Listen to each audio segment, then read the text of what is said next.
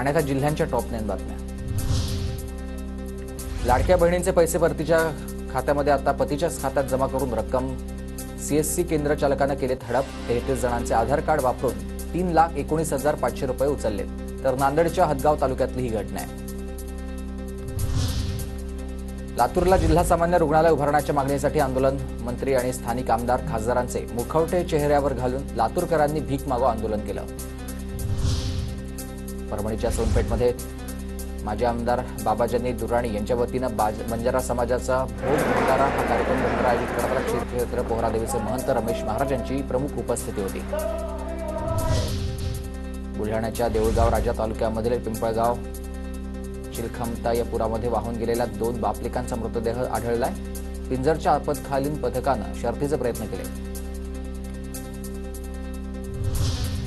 जळगावच्या भडगाव तालुक्यातील बिहंदळे या गावात पावसामुळे कपाशी पिकांवर लाल्या रोगाचा प्रादुर्भाव, तर उत्पन्न घटण्याची शक्यता आहे।